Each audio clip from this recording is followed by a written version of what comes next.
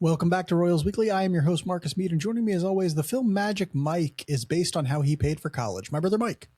True story. Yeah.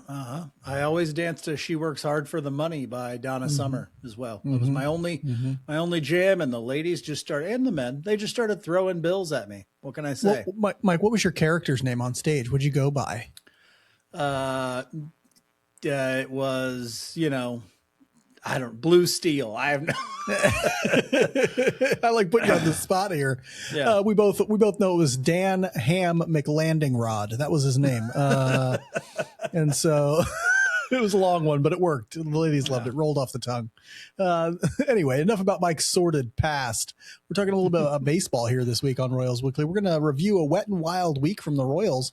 They went to 500 in this last week, but some ups, some downs, a lot to talk about there from that. And then we're going to dig into some intriguing early season stats. Hard to know what's going on with the season so far. There's too small of a sample size and all that. But there are some stats that might give us an indication of why things are looking the way they are. And then in our final segment, or next to last segment, I guess, we will preview this week's series against the division rival Cleveland Guardians and Chicago White Sox. But we must first remind you, if you would like more of this witty banter and wonderful Royals analysis, you can always get way more of it over on the Royals Weekly Substack. RoyalsWeekly.substack.com gets you 2 extra episodes every week. Mike's Dropped came out with its first episode this last week. A little poppy, but the analysis was good, right? And so we fixed the audio issues, I hope, and we're going to see if it works out a little bit better. But great analysis from Mike there every week. We do a midweek episode together every week. I give you an article every week that I wrote earlier today. And then as school gets out, maybe we'll do some more writing, as we have more time on our hands and all that sort of stuff. $5 a month helps us out a ton with the equipment we got to buy, the subscriptions we got to buy, all these sorts of things that help us produce the show. So please help out if you can. If you can't, make sure you're rating and reviewing everywhere. We would love to get an Apple Podcast review. We'd love to read one of those on the air, on the episode. So make sure you're filling out those Apple Podcast reviews. You're leaving comments on YouTube. You're giving us thumbs ups and stars and all the various things the internet lets you do to say, great job, guys, because it really helps us out a bunch, and we really appreciate it.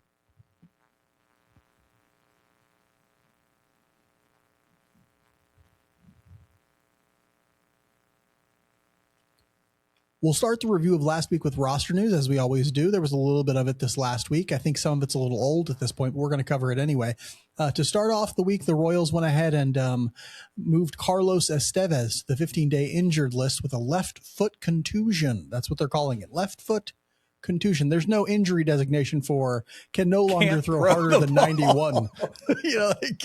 There's no real way of saying that eloquently. Went on the IL with the old can't throw a baseball. So he's anymore. got a bruise on his left foot instead, right? In a corresponding move, they brought Steven Cruz back up to replace him, and he's pitched a couple times since that happened. Mike, what are your thoughts? I know you shared them on our midweek episode a little bit, but now that you've seen Steven Cruz throw a few times, you're looking at the bullpen. What are your thoughts on Estevez to the injured list and Steven Cruz up? Well, you had to get him out somewhere. You and I talk somewhat regularly, usually later in the season, about the old shadow IL. It exists. It's strong. It's thriving.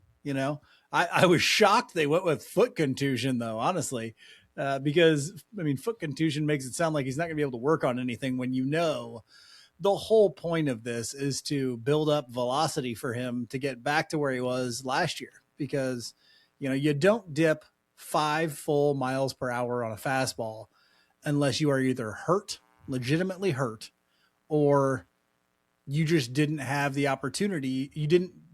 You screwed up the off season in some way or another. And that includes camp. And so I think since there doesn't seem to be any sort of arm injury, I was a little surprised it wasn't like shoulder soreness, honestly. But then you have to figure out a way to get him back to there. It'll be very interesting to see what those rehab starts look like from Carlos Estevez. On the Steven Cruz front, it's been a little disappointing. We're going to talk about him a little bit more later, but a little disappointing in how he is, but it's always good, or how he's done, but it's always good to see him working at the major league level. He's got some things he still needs to improve, but we both believe in the ability of Steven Cruz. So it'll be good to see where the Royals try and put him as they continue to use Steven Cruz, probably towards the back end of that bullpen. Right. I'll tell you what Steven Cruz can do. He can throw harder than 91. And so, there's that. True. He's got that going for him. And so that alone probably puts him above Estevez in the pecking order. And so if you're thinking, well, okay, what is this? This is swapping out one reliever for one who's a lot more ready to get major league outs right now. Carlos Estevez, maybe he gets back to where he's throwing 95 and he can get major league hitters out again at a good clip, but he certainly wasn't there in spring training. He certainly wasn't there to open the season. And so it's good to see Steven Cruz have that depth of Steven Cruz so that he gives him at least a chance to do a little better. He had a rough outing the other day. I think he gave up a few home runs in an inning or something like that, but I think he had a clean inning today as well. And so, I'll take it. If a guy's coming out and he's throwing 97, 98, and sometimes he's missing and guys are making good contact, fine, whatever. He has got good stuff. I know he'll be okay. I can't have a guy come out with non-major league stuff and get just rocked the whole time. He has no options, right? Like a guy like Carlos Estevez, you put him in a game right now, there is no way he's getting in and out except by extreme dumb luck, right? Like Steven Cruz has options. He throws real hard. He has a good slider. He has a good cutter. He's going to be fine. Maybe he gets roughed up every once in a while, but that's just the life of a reliever, right?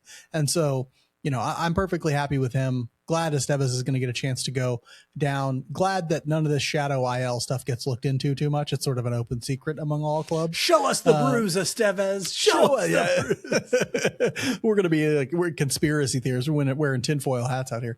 But yeah, I'm just glad that they're going to get a chance to sort of that the pitching depth that they cultivated is coming in handy for them and is seemingly working out sort of how they thought it might. Right. And so that's good. The Royals also brought up Luinder Avila this week, recalled him from AAA to fill in for Michael Wacha, who didn't go on the IL, but was out for a start with an illness of some sort. Mike, what are your thoughts on Luinder Avila getting at least one start? And who knows, they haven't I don't know if they've sent him back down yet, but getting at least one start here in Major League Baseball.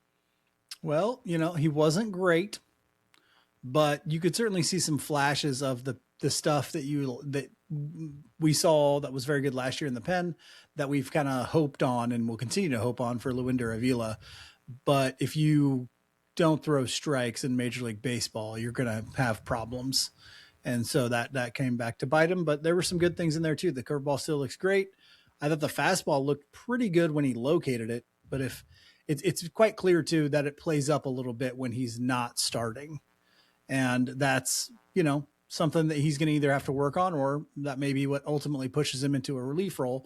Either way, Luinder Avila, still a guy I'm very high on, still a guy I'm very hopeful for, and still a guy I expect to see several more times throughout the year in some capacity with the big league club. Yeah, that makes perfect sense. And the good news is they've seen him be effective in a relief role. And so they kind of know that as a fallback, that is an option. If he can't come out as a starter, still only 24 years old, so still has a lot of potential, a lot of time to sort of grow into that starter role. But the issue with him, and I think people don't realize this, yes, he was effective in major leagues relieving last year, but he wasn't all that effective as a starter in AAA last year, right? His numbers for AAA last year don't look very good. And part of the problem is he walks a lot of guys. He has trouble locating. He has trouble commanding the fastball. And against a team, and he was the first pitcher in that Brewers series, right? I'm pretty sure I'm right about that. Yeah. Against a team like the Brewers that chases pretty much less than any other team in Major League Baseball, yeah, you're going to have trouble if you're not locating the ball. Chris Bubich found that out, right, today when against the Brewers. You know what's crazy, though? And we're probably talking about this here in a second, but I have to talk about it as you bring it up.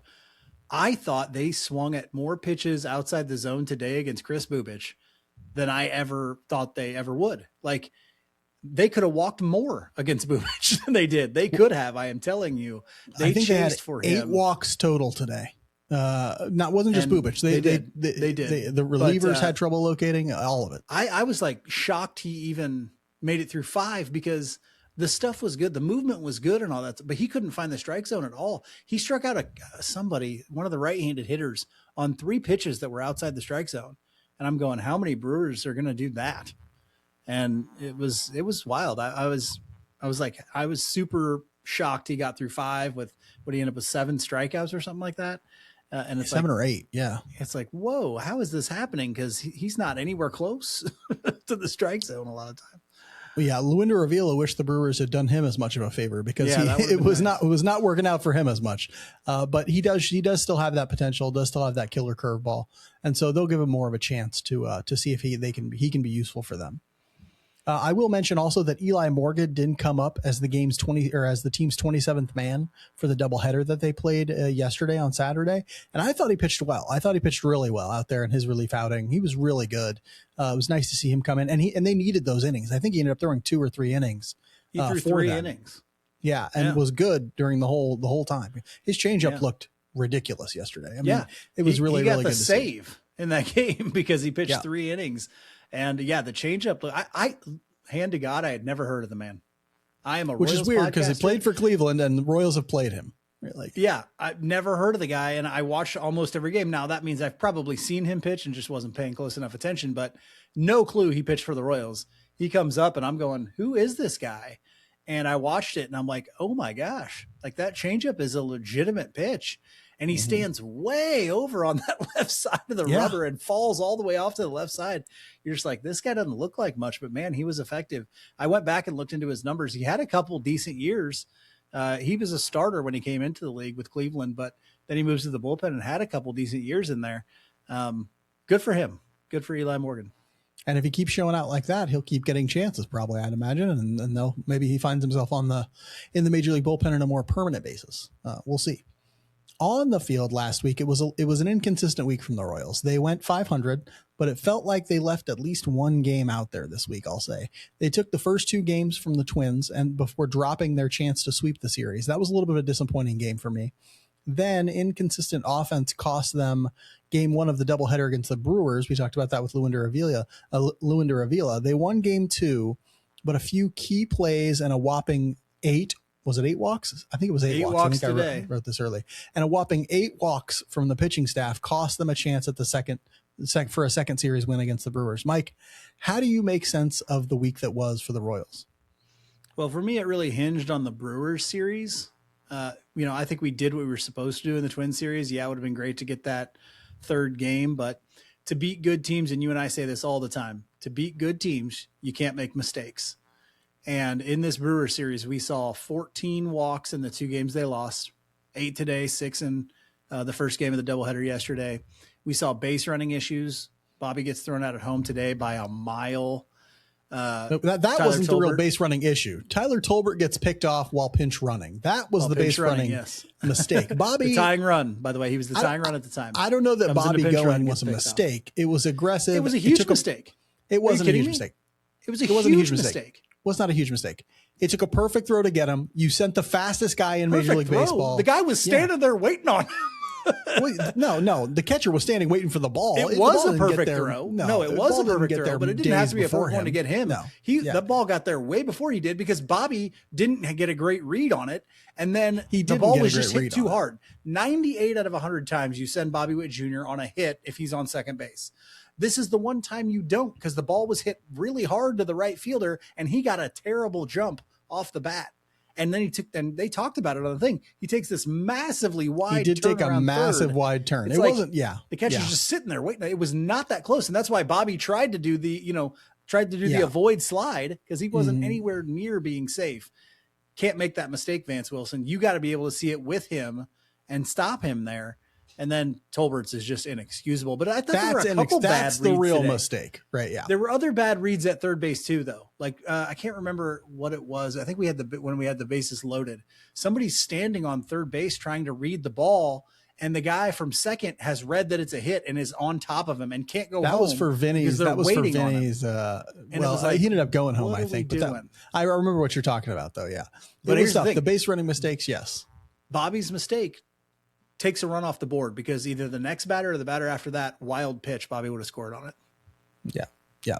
Well, you never know what's coming and that sort of thing. I don't have a huge problem with that, but you're right. There were a bunch of mistakes made and some of them were base runnings. A lot of them were hitting. A lot of them were pitching, right? A lot of them were walks and things like that. They couldn't get the ball into the strike zone in this Brewer series.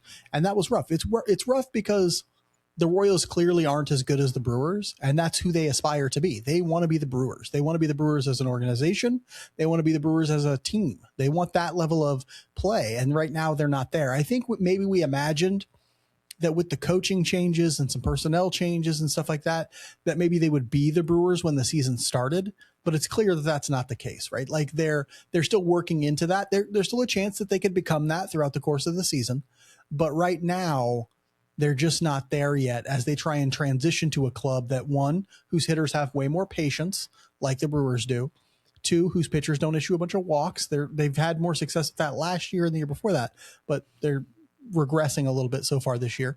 And three, that doesn't make the level of base running mistakes. That I don't know if they're going to fix, because it looks like same old story on the bases this year. We'll see. But it's a little tough because I think we thought, okay, the Royals can play with the Brewers. They have a chance to take this series. Clearly that they're not really quite there yet. Now, just because they aren't there yet doesn't mean they didn't have a bunch of strong performers this last week. Mike, who did you choose as a standout Royal from last week? First, I have a question. Who leads the team in home runs? Kyle Isbell. Kyle Isbell. Who leads the team in OPS, Mark? Also Kyle Isbell. Kyle Isbell, ladies and gentlemen, the anchor of this offense. Mark as the we date. all knew he would be. Kyle Isbell, 9 for 16 this week, 5 runs, 1 double, 2 home runs, no walks. Of course, he's Kyle Isbell. 3 strikeouts and 2 stolen bases in 2 attempts. So Kyle Isbell was a beast this week. In that game where it was rainy and foggy, Kyle Isbell was just like, this doesn't faze me, and he's parking them. All right. Unbelievable. He's had an unbelievable start to this season, really. And really good to see from him. You know, he's still the same guy, still swings way too much, still unbothered by any pitch that comes anywhere near the strike zone. But fun to watch and good to see him have success. He also put down actually, I think he got a hit on that bunt, put down a classic Kyle Isbell bunt in one of those games. I think it was that rain. Put down another sacrifice yesterday, I believe. Sacrifice bunt. He's doing the bottom of the lineup. They've been talking a lot about it on the broadcast, has been carrying the offense essentially. And I wrote about this a little bit in the Substack today. Yeah. Yeah. So good on Kyle Isbell making himself a boatload of money right now. He's, I believe, in his last year or next to last year with the Royals. So I think he's hoping that this sort of thing sustains. And I wrote about it in the Substack for today. So if you're interested in why this might be happening for Kyle Isbell, I actually float a little bit of a theory. I did make a promise in the Substack too, that if he keeps hitting like this, I'll do a deeper dive on Kyle Isbell if this is sustained a little bit. But it's really interesting to see and to look into the data as to why he's been a little more effective offensively this year, considering that his swing looked the same. He doesn't walk any still. And there's a whole bunch that looks exactly the same from Kyle Isbell. You mentioned the bottom of the order, though. It's not just Kyle Isbell carrying the offense right now. My strong performer for this week, Isaac Collins. He was actually a weak performer last week, but this week he flipped the switch, turned it on, and he's been basically the engine of the offense alongside Kyle Isbell. He went 5 for 16 last week with 1 double, 1 home run, 3 walks, and 5 strikeouts. Boy, he has just looked entirely worth Angel Zerpa and whatever they're giving him as a salary, which isn't much.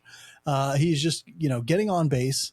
He's getting key hits in key moments when they really, really need him. Came up and got a big single today to keep the line moving and get the Royals back in the game. Like, he's a guy who pinch hitting today. He did that. He's just a guy who he's the mold of a hitter that they want to get towards. A guy with better patience, a guy who makes great swing decisions and doesn't chase. I looked up his numbers today. He's in the 99th percentile in chase rate in Major League Baseball right now. He is just not going to get himself out.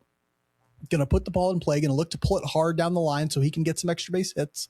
Doesn't have a ton of power, but if he pulls it down his pull side, whether it be left or right field, depending on which way he's hitting at that time, he has a chance to get the ball over the fence or into the gaps and create some real productivity from his bat. He's doing all he can, and I love to see it. And now we're thinking, the knee doesn't look to be bothering him too much. He looks like he's got his timing. He looks like he's ready to go. But it does seem that they do have a plan to rest him, because he did not start today, even though, he's a switch hitter, so he could play every single day. It doesn't really make it. Hits righties and lefties about equally the same. And it looks like the Royals will intentionally rest him and to get guys, playing time like Nick Lofton and Starling Marte. But good to see that. This is the Isaac Collins that we were really hoping for when that news came out that we had traded for him. So. Yeah, as we mentioned, not everybody was on fire this last week. A couple of guys didn't show out. Mike, who was your week performer for last week? Well, we already kind of mentioned him, but Steven Cruz did have a rough week coming up from AAA.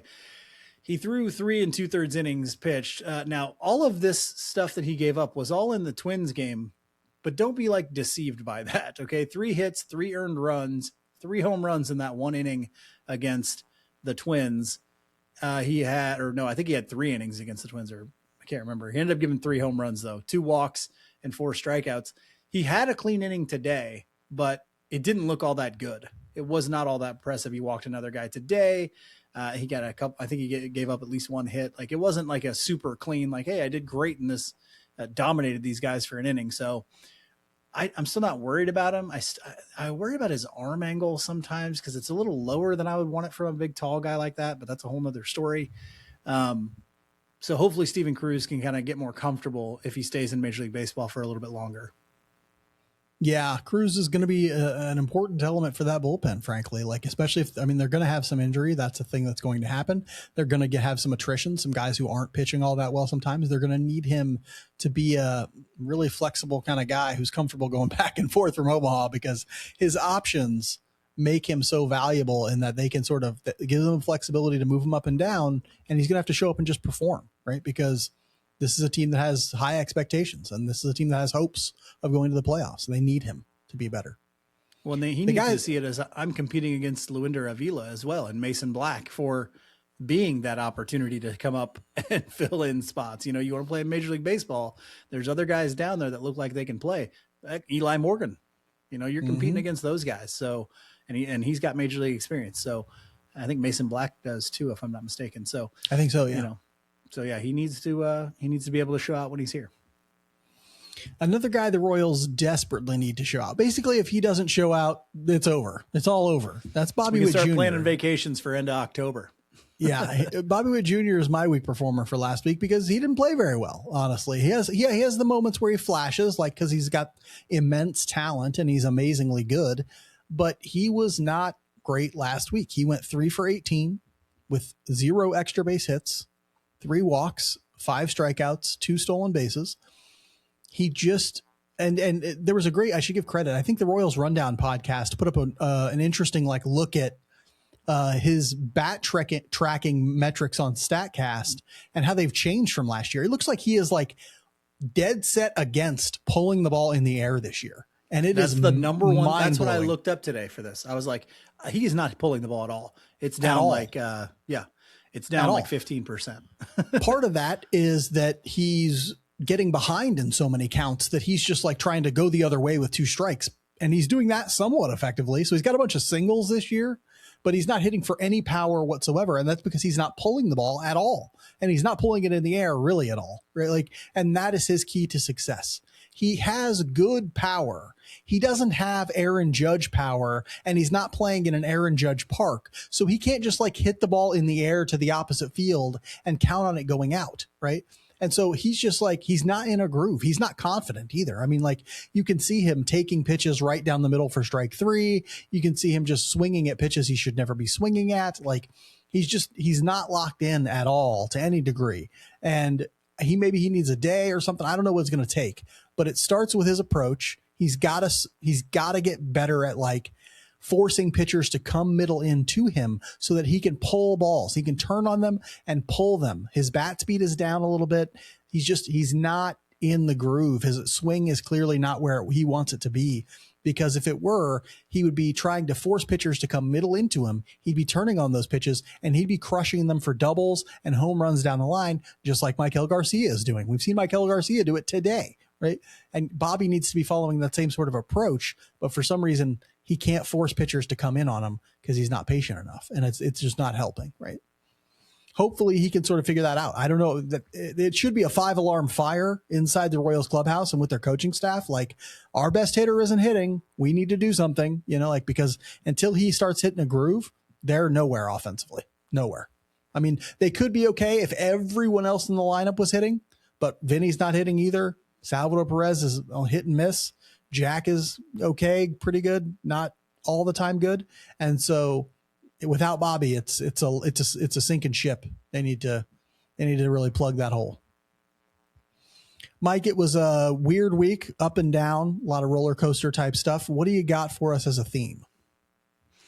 It's a deep, dark theme here from a classic film that I've heard people talk about but have never seen. I've never even heard of it. You never heard of The Counselor? Huh. So it's I guess it's been kind of claimed as maybe Ridley Scott's least successful film. Great director Ridley Scott. If you don't know his other stuff, the Gladiator was his one of his, but he's had The Martian big time was films. one of his. The Martian was he's one got of a his. he's got a bunch. Did he of do Talented Mr. Ripley? Is that Ridley Scott?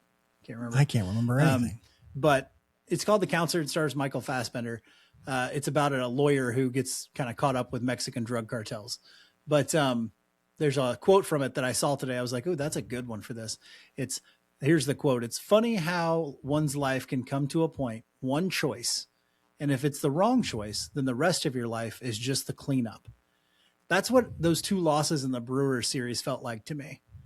It felt like you go out there and Avila can't throw strikes. And so he's walking guys and you get down 5 and you just can't. Everything else is dictated by that. Yes. Chris Bubich comes out and can't throw strikes and you're down 3 immediately and everything else is dictated by that. And it's like, even though Bubich stays in the game and, battles and only gives up another run, you're constantly scratching back and just can't ever get there. You spend the rest of the game cleaning up the mess that happened before. And so that's where the theme from me comes from this week. The Counselor. I can't say it's a great movie because I've never seen it, but I thought that was a great line from it.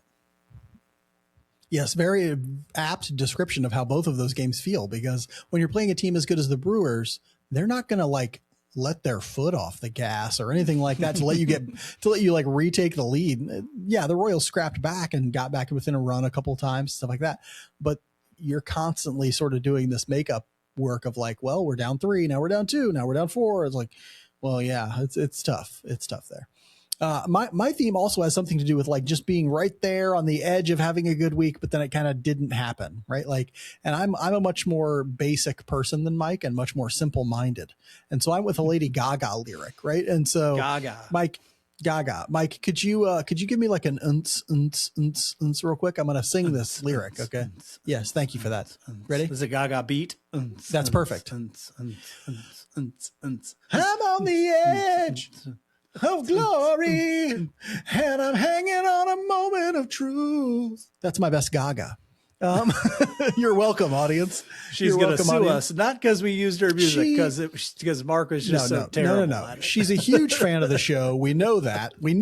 She references the show all the time. Okay, and so you got to be looking for it. We just got to be looking for it. It's all there. So read between the lines. Okay. So I felt like the Royals were really on the edge of glory with this Brewers series. Then we got hanging on a moment of truth when, it didn't work out.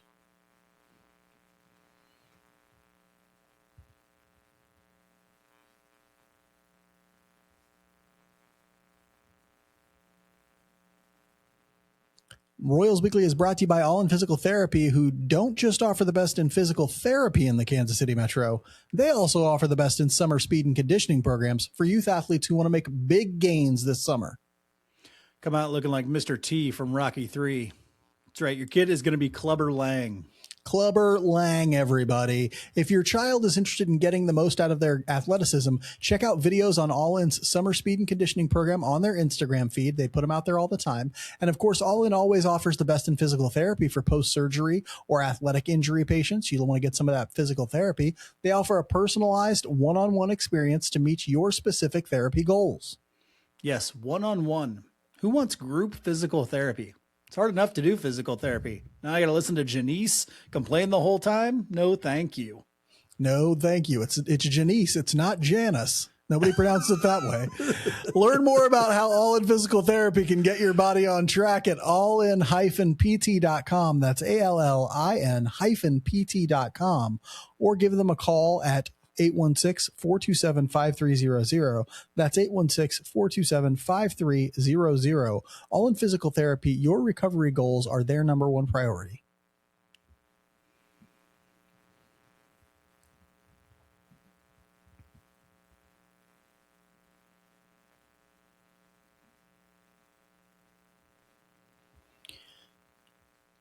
It can be tough to make sense of the season so early on. We're very early into the season, just 9 games. There's been a small sample, and players are still finding the groove. The weather plays a big important factor in how performance goes early in the season. Still, we need to make sense of it somehow. So to discuss the season up to this point, Mike and I are each going to choose 2 stats from the early going that we think can give us a little perspective on the team. And because Mike puts mayonnaise on his hamburgers, he can go first. How dare you? You're like a Canadian, this guy is. You can say a lot of lies about this Like man until he draws a line in the sand. Canadian ketchup? Mayonnaise? No, I do not. Okay. If it's not mayonnaise, where does all this come from? Well, other places. It's a great question. Other calories, we'll say. No, my first stat, this was tough. This is a good segment here. This was kind of a tough one to do because there are a few eye openers when you go digging deep into those stats. But I'm going to start with the pitching staff's walk rate is one that we've kind of all noticed with our eyes as well. But it's 10.8%, which is up from 8% last year. So we're up 2.8% already. I expect this to stabilize some, but that's been a big part of the early season struggles in games that we have lost, is that we are putting too many guys on base, and then those are turning into runs, which this is Major League Baseball. They always turn into runs. So, yeah, tell me what you think about the increased walk rate, and tell me what you think will happen with it. Yeah, that's tough because, the Royals have sort of created this pitching staff around the notion of raid the zone. That's sort of their big, we're going to raid the zone. And they kind of need to because and here's the thing, their zone rate isn't as bad as this. Okay. I went and looked at that one too. So the zone rate's still about maybe a little bit better than Major League average. But there's just putting too many guys on. Well, that's the problem is they don't have a ton of big time, except for Reagan's and maybe sometimes Chris Bubich. They don't have a ton of big time strikeout guys. And so you let guys on base that you can get yourself out of those jams with strikeouts. But if you don't have big time strikeout guys like Luga's not, Waco's really not, Cameron is obviously not, you can't make up for that. You can't get those guys off. You can't get out of those jams with strikeouts. Guys are going to put balls in play. And if they put balls in play, there's a 30% chance they become hits, which means there's a 30% chance these runs are scoring, right? And so letting guys on base with walks really doesn't work for most of their pitching staff. Most of their pitching staff doesn't have, and this includes bullpen, most of their pitching staff doesn't have the dynamism of the stuff, the strikeout ability to pull themselves back from a really high walk rate. Reagan's can kind of do it. It still hurts him, right? Because sometimes he gives up a 2-3 run home run, or because it taxes his pitch count and he's out after 5 innings. But that walk rate is something they really have to control, because letting guys on base for free is always a bad idea. It's really a bad idea if you can't also strike out a bunch of guys. Yeah. The other thing with that is, we couch it in the idea of strikeouts, but strikeouts equal the ability to throw pitches and get swing and miss. Well, because these guys aren't that, because they don't get a lot of swing and miss, 3/5 of our starting rotation, it means that a lot more balls are getting fouled off. There's guys just wasting pitches, and then they get one that's not in the zone. They take a walk. And so it's a little bit of a double-edged sword when you can't strike guys out. It also means a lot of times that you can't get them to even put balls in play when you need them to, when the count is close and things like that. It's okay, now I've got to either give in to them in some way or try and nibble on the edge. And those are going to turn into balls more often than what you're wanting to see. I'm wondering how also over time, does the new challenge system affect this number in some way? We may see it do that as the Royals do kind of lean on guys like Waka, Lugo, and Cameron, who, rely on locating the baseball.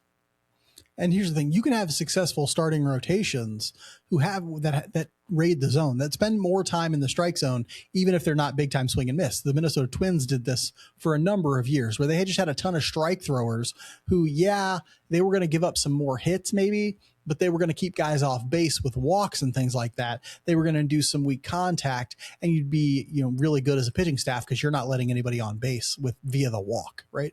And so we saw, how many of the walks that were in the game today came around to score? They gave up 8 walks. I'd say something like 3 or 4 of them came around to score. And it's that's huge. That's just debilitating if you're giving up that many walks in a game. if they continue to do that, they're going to find that it's a real dicey way to live as a pitching staff.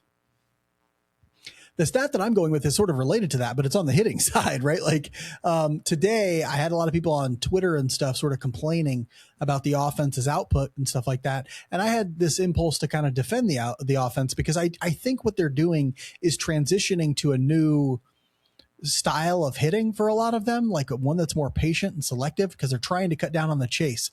And so far they have cut down on the chase rate just a little bit, right? They're 27% chase rate as a team, which is down from 29% last year. There's something like fourth in Major League Baseball in chase rate right now, which is pretty good, right? And that's something that clearly is a priority for this hitting instructions, staff, right? Like they want their guys first and foremost to not be swinging at pitches outside the strike zone. And if we're thinking about like, how do you build the foundations of a successful hitter? I think it's a good place to start, like swing only at strikes, right? Because that's not everything when it comes to hitting. That's not even everything when it comes to swing decisions. But if you start there, if you start at just swing at strikes, you have a lot better chance to start building the like good approach that someone's needs, right? You don't start with like, hey, make sure you're swinging at quality strikes and these counts, make sure you're leveraging. You don't want to do that. That's too complicated, right? Like you start with, if the ball's outside the strike zone, you do not swing. If it's inside the strike zone, swing, right? Like, or don't necessarily swing, but you see what I'm saying? Like you get guys more comfortable with the notion of shrinking their zone in certain counts.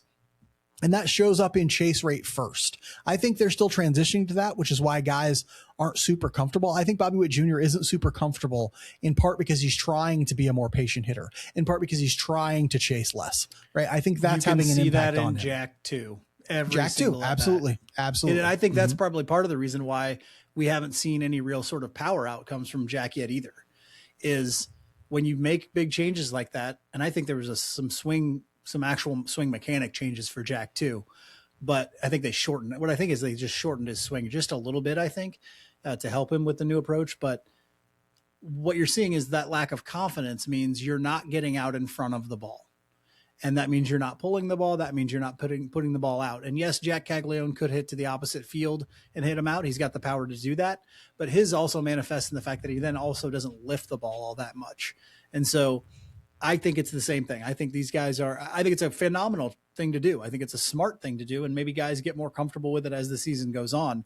But right now, that's what I'm seeing from Jack Caglione and Bobby to some extent as well, is they're kind of fighting that thing to get into that groove and thinking about it way too much. And that just means you're not comfortable with this new thing you're doing. Yeah, and totally understandable, and also totally necessary in some ways, right? Like you want them to get to the place where they are maximizing their potential as hitters. But they can only do it if if they have a good approach. I don't think they just brought Isaac Collins in to be a really good hitter. I think he's also like a model for what they want Jack Caglione and Bobby Witt Jr. to do approach wise. And so if they can if they can point to him and point to Maikel Garcia and say, if you guys had their approach, Bobby, you'd hit 30 to 35 home runs a year. Jack, you'd hit 45 to 50 a year, and you'd both be competing for like silver sluggers, MVPs, and that sort of thing, right? Like, because they would be offensive juggernauts if they had Maikel Garcia's approach, or if they had, Isaac Collins' approach. They're just not there yet. They're close. They're getting closer. Carter Jensen's approach, if they'd be incredible, right? They're not there yet, but you're seeing some signs that they're moving in that direction, right? You'll see a really good plate appearance from Jack Caglione every now and again. He had one today that I thought was really good. That's the thing. I saw that too. Swing decision. It ended up being a strikeout, but 6 excellent swing decisions from him. But then he comes up like the next time and he's like over anxious and he wants to swing. Horrible. Yeah, and he wants to swing. That's what happens. It's like one great plate appearance and then he's frustrated and wants to swing and swings at really bad pitches, right? For Bobby, it's the same way. He'll have one where it looks pretty good, and then he comes out and he's swinging at everything. And it's like they're still getting into it. They're not there yet. The question is, will they stick with it, right? Because it's hard to stick with it when the results aren't really coming. They got to stick with it. The coaches got to help them stick with it, because that ultimately will lead to success. Mike, what's the second stat you've identified that we might need to be paying attention to? Well, we're going to go with barrel rate, but it's the opposing hitter's barrel rate that worries me a little bit. Right now, opposing hitters have a barrel percentage of 10.7 against our pitching staff, which is up from 8% in 2025. That's a 2.7% jump. And it's early in the year, so you would actually expect barrel rates to be a little bit lower because it's not quite as warm. Guys are still getting timing and things like that. But we've already seen a pretty significant jump. And that's a little concerning to me, because if you're barreling up these guys right now, what happens when the weather warms up and these hitters get going? That's a little bit of something to worry about, in my opinion. And we've talked about guys in like Seth Lugo and Noah Cameron and stuff like that who might be a little more susceptible to some regression this year. Seth Lugo's been very good in his a couple outings, but you can point to some things that haven't been 100% great. And, or guys are barreling balls, they're just not leaving the yard, right? Like, it's not just about the barrel rate going up. It's like, what happens when they barrel the ball? Right now, the ball's not going to be flying the way it will in June and July. Right. But when it does start flying and the fences are moved in, things might get a little more dicey. I mean, we've seen Isbell make 2 or 3, 4 maybe catches just hugging the wall, like right up against the wall this year. Right. Like, and so, if they continue to barrel balls at a fairly high rate, some of them are going to start leaving the yard because conditions are just going to get better as the summer goes. Speaking of that, it looks like I'm speaking entirely of hitters and you're speaking entirely of pitchers, because I'm talking about something that the hitters are doing that I find at least interesting to pay attention to. The launch angle for Royals hitters this year is up significantly, right? The launch angle for the Royals, average launch angle for the Royals last year was 14.7, which is like a line drive. It's a line drive. Now, you can't take average launch angle to mean anything, because if somebody hits ball at a 30-degree launch angle and somebody hits it at a 0-degree launch angle, it'll look like 15-degree average, right? But neither one of those was actually a line drive. One was a fly ball, one was a ground ball, right? And so take this for what it is. But their average launch angle is up 4 degrees from last year. And part of me wonders if this new hitting, coaches have come in and are trying to get the Royals to lift the ball just a little bit more, right? We know that they've had some issues in the past with hitting the ball on the ground a little too much, especially with like not hitting line drives enough. Go look at their line drive rate from last year. It's not very good, right? It's like 18%, which is bad. I'm interested to know if the Royals are trying to do some stuff, especially for hitters like Jack Caglione, for Isaac Collins, for Carter Jensen, who's had some issues with ground balls in place, Vinny Pasquantino, to get them to get the ball in the air more, because air is always going to be better for most of these guys, right? Because Vinny Pasquantino, I mean, the fences have moved in, but Vinny Pasquantino, he's trying to hit doubles and home runs. Okay. Line drives. Isaac Collins wants to hit a lot of line drives, these sorts of things. Balls hit on the ground are just not very valuable for most of the Royals hitters. Not for none of them, but for most of them, they're not very valuable. And if the Royals want to have consistent production offensively, especially power production, they have to hit line drives and they have to hit fly balls.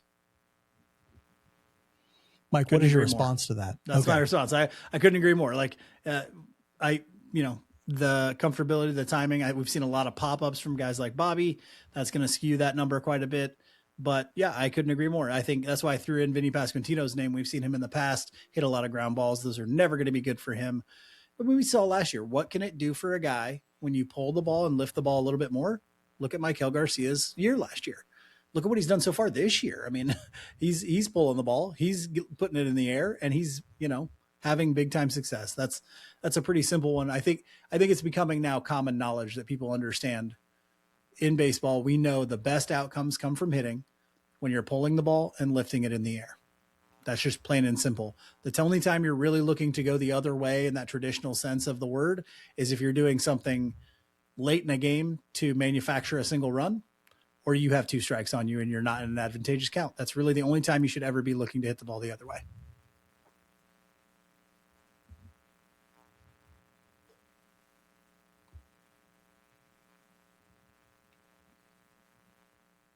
Royals Weekly is brought to you by Eric Oxer of West USA Realty. Word spreading about the hottest realtor in the Phoenix area. This kid's got the know-how. He's got the drive. He's got the thoughtful care to help you secure your dream retirement home.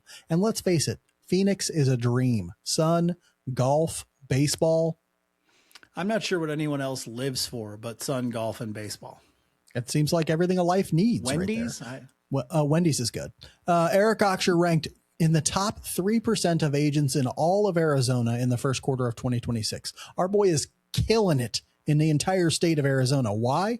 Because for Eric, it's not about him. It's about you. He's going to spend day and night grinding to find you the house of your dreams and get you the best price for it. I want a house that will attract as many bats as possible. You don't need to know why, but I want them there.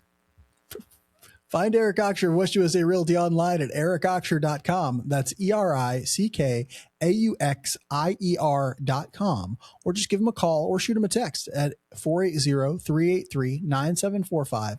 That's 480-383-9745. Be wise. If you're ready to make the move, let Eric make the experience all about you.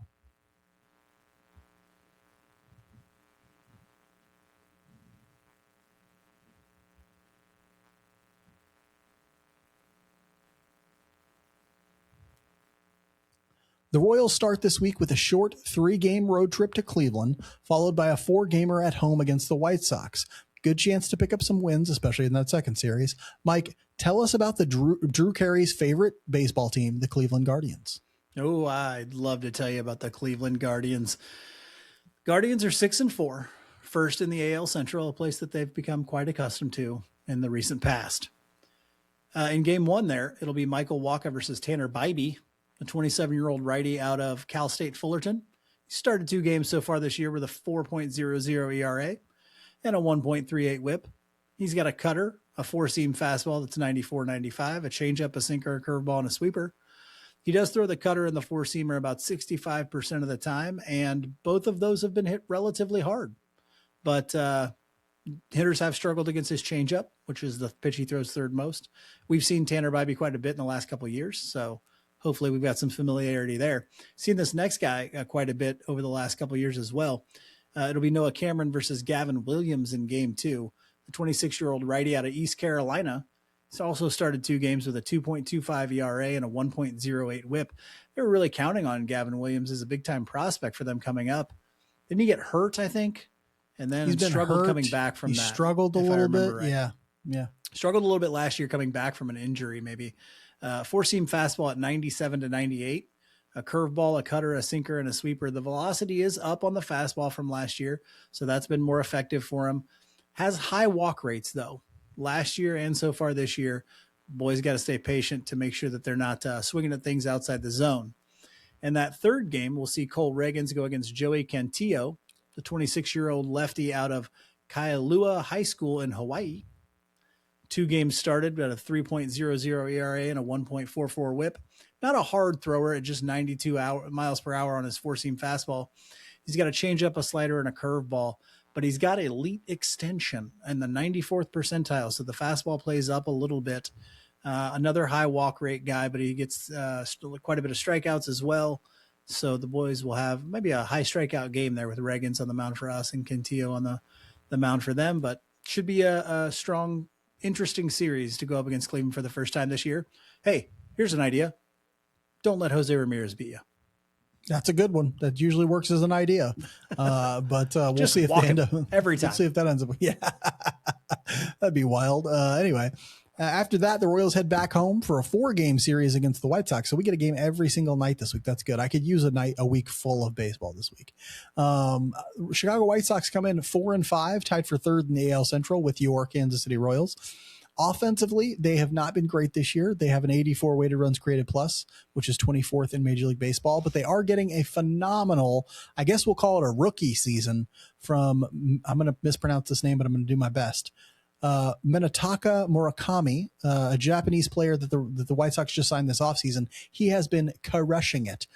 He's got a 76 weighted runs created plus, and he basically drove the bus 176. What did I say? 176? He's got a 176 weighted runs created plus, and he drove the bus for them in their sweep of Toronto, which they're just coming off of. They just swept Toronto. And so he's just home run after home run from this guy. He's a first baseman. He's like 26 years old. Obviously, he played professionally in Japan, but this is his first year in Major League Baseball.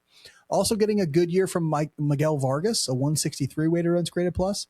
Other than that, it's league average or slightly above from some guys, and then some guys are really bad this year. Andrew Benintendi has like a 29 weighted runs created plus. So their lineup is real uneven right now. Colson Montgomery a 108, so he's doing pretty good, but a few of their guys are just real bad so far this year. Somehow, though, their pitching is even worse, right? Their pitching has a 7.01 ERA, their pitching staff. That's right. Over 7, right? 7.01. That's 30th in Major League Baseball. That's dead last, right? Their starters have a 7.46 ERA. Terrible, obviously. Shane Smith, who I think was their opening day starter, right, Mike? Wouldn't surprise me because he was probably their best and most consistent guy last year. Rule 5 guy. He has been absolutely demolished in 2 starts. I think his ERA is over 19 right now. Others have been, I think he went 1 2/3, gave up like 4 runs, and then went 3 innings, gave up 8 runs the other day. And so 2 starts have been pretty atrocious from him. The other guys, nothing special in their starting rotation, but their bullpen has also been atrocious so far. So they're really just trying to outscore teams right now.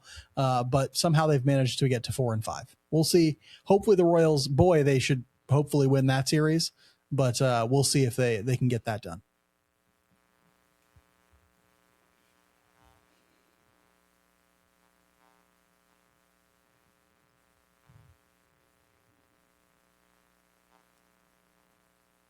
Mike, what household chores do you refuse to do yourself? Window cleaning, pressure washing, and most importantly, gutter cleaning. And why is that? I'm pretty committed to my Bridgerton fan fiction right now. That takes up a lot of my free time. It's pretty dark stuff. If you're wise like Mike, reach out to the professionals at Window Wolf for all your window cleaning, gutter cleaning, and pressure washing needs. Window Wolf is a locally operated small business with all the professional know-how to keep your feet on the ground and your house or business shining bright. I've known the owner of Window Wolf for years, and I can tell you there's no one more reliable for high-quality service. Plus, Window Wolf is revolutionizing home maintenance with their new instant price calculator, which gives you a free quote without a home visit or entering a bunch of your personal information. Window Wolf is making the process easy and the price affordable. And for a limited time only, you can get 50% off when you book using their instant price calculator.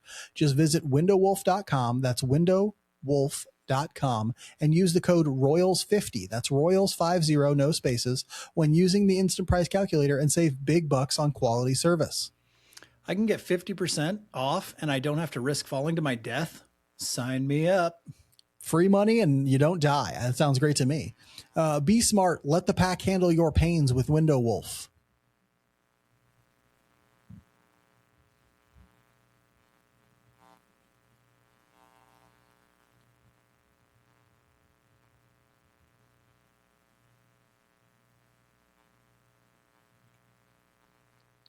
We'll end this week's episode like we end every episode with the Just a Bit Outside segment, where we talk about something that's interesting to us outside the world of baseball. We are well-rounded people. We don't just sit there and watch baseball every day. Yes, I watched 4 or 5 minor league games last week, but I have other things going on too. And so we're going to talk about them. Mike, what else is going on in your life this last week? Well, I'm about to go on spring break. That's kind of going on, but I something is going on during spring break, and I wanted to take a second to kind of talk about it. There's elections on Tuesday for local elections, mostly school board stuff like that. There will be a bond issue, not a bond issue, but like a tax issue thing for Lee Summit voters and things like that to see if I get a raise and stuff. But that's not really what I talk about. It's important. I wanted to talk about how important it is and sometimes hard it is to know what's going on. Okay. So like, I don't think it's all that hard to stay informed about national stuff, the national news. You know, I'm hoping that all of our listeners are well informed in media literacy and they know, like, read your news, don't watch cable news and that sort of stuff. You know, a good like newsletter from the AP that you get in your mailbox, your email every morning. That's a good way to kind of just keep abreast of the national stuff without getting into the weeds too much. Reuters, AP, ProPublica, Reuters, those AP, are good news sources. Yeah. And the closer you get to home, the harder it is to kind of know what's going on. So I mentioned that ballot thing that's happening this Tuesday for Lee Summit teachers to get a raise, really all Lee Summit staff to get raises and stuff.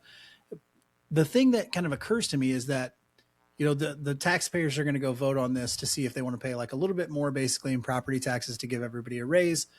But they don't know the grand scheme of stuff. So I'm using kind of school funding as the as the example here, but it goes for everything, right? So many people don't understand how public schools are funded, and how could they? It's so complicated.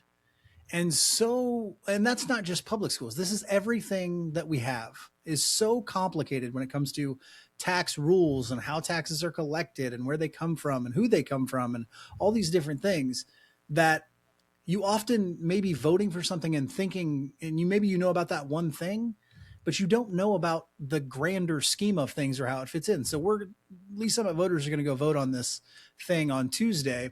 And if it passes, awesome. That means we're taking care of our people who, educate our children. I think that's a great thing. But then there's also something that could happen in September that doesn't even have a vote, that could also affect their property taxes, that nobody knows about. Like, unless you're really paying attention, that nobody really knows about it. And this is like everything. Because there is no local news really anymore, or at least not an easy way to find and access local news, it's very difficult to know what's going on, like on, at your local level. And I wish it wasn't that way. Find, a good source of local news and hang on to it for dear life. Go to it repeatedly, because there's just not a lot of great places for that anymore. And it's truly sad. And it means that you're making decisions kind of independently without understanding their greater context. And sometimes you're just listening. You end up, and this is why misinformation also thrives so much on the internet, because there's a vacuum for it. There's no, there's no other places to find information. So people go out there and they, rely on the stuff they find on Facebook and stuff. And it's like, if we need something to kind of fill that void. So go out. I know it's hard work to do that, but if you want to really be informed and know what's going on, you've got to go find those good sources of local information. I call it news. It doesn't often make the news. So just a good source of local information to find those things. Find it if you can, because it's just too hard to keep up with the stuff otherwise. Free idea. Enterprising journalism student. Start a local news Substack. Just be like, you're the one news source for Lee Summit. You'll get enough people subscribing to that to, like, at least help you a little bit. It may not feed you all day and night, but like, I feel like there's an appetite out there for local news. We just destroyed all the local newses now. And so nobody's doing them, but there's a whole generation of people who could be starting little local news things that exist on the internet or wherever, little newsletters, and that could really inform people the way it needs to happen. Like, I feel like there's an opportunity there for people to do that, because it's really, really important. We have technically a local newspaper here in Lee Summit, but it's not daily, and they've got a website, but it's not updated very frequently. It's just the resources for local news have all gone away because nobody advertises anymore, and that was the business model. And so this is why we need to get people subscribing and financially supporting local news, right? Because it's way more important in some ways than the big national stuff. You'll hear about that anyway. I mean, people don't know enough about that either, but like, the local stuff, so hugely important. The death of local news is, and I could talk about this for days. I'm so not going to, but the death of local news is one of the things causing all the chaos that you see around us right now, honestly. So yes, listen to Mike, be informed, go vote, be informed. I'm talking about something a little more pleasant this week, because I got an opportunity I want to say Friday. On Friday, I may or may not have mentioned, but a friend of mine reached out to me a while back and asked me to co-edit a book with him. And he's somebody I haven't worked with in a long time, and I love him to death. He's one of my best friends from grad school, and I just want to see him, but he lives across the country. But now we have this reason to like talk and hang out and have fun. But one of the things he pitched me when he asked me to do it was we should have a retreat to write the stuff that we need to write to sort of prepare this book, right? Like, and I'm like, absolutely, let's do that. And so this last week have been me planning a retreat to Asheville, North Carolina, to hang out with my friend, just to work on the stuff we're going to work on, but also go out and have fun in Asheville and all that sort of stuff. I am very pumped for it. Just planning it has been super duper exciting, but I'm also interested to check out Asheville, which I've never been to, and sounds really fun. Things. It's where the Avett I've heard great things. I mean, so it must be great, right? Yeah. And I think they're still recovering a little bit from the hurricane that hit North Carolina. So I'd love to, toss them some local tourism dollars or whatever. And so, yeah, I'm really excited for this. This is one of the things that has been happening to me this last week, but it's also just fun because I'm reconnecting with somebody who I talk to via text a lot, quite a bit anyway, but I don't get to see in person hardly at all. And so it's just one of those wonderful things that you can feel great about when you're like, oh yeah, I get to see this person again. That's going to be so much fun. And so, yeah, really just that. And we're doing it like quickly too. This wasn't like hey, we'll plan this for 6 months from now. We're doing it in like a month. In a month, I'm going to Asheville, right? Like, and so we were like, just reach out to your friend and be like, hey, you want to go meet somewhere? Let's go. Let's make it. Let's go make a road trip. Let's go do a thing, right? It can be quick. I think one of the things I lament about adult life is that you can't just have like spontaneous fun anymore, right? Like it used to be when you were a kid or even a college kid, you had no responsibilities. And so you could just call a friend on a night or text a friend on a night or whatever and be like, let's go do this thing. And you could do it that way.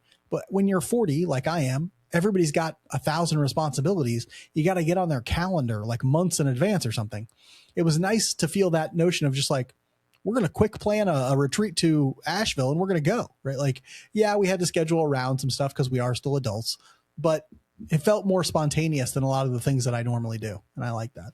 So anyway, that's what's been going on with me this last week. I hope you enjoyed the show. We'll be back again next week. Make sure you're subscribing to the Royals Weekly Substack. Become a paid subscriber. Get extra episodes every week. royalsweekly.substack.com. We'll be back again next week with another episode for everybody. Until then, be good to each other. And go Royals.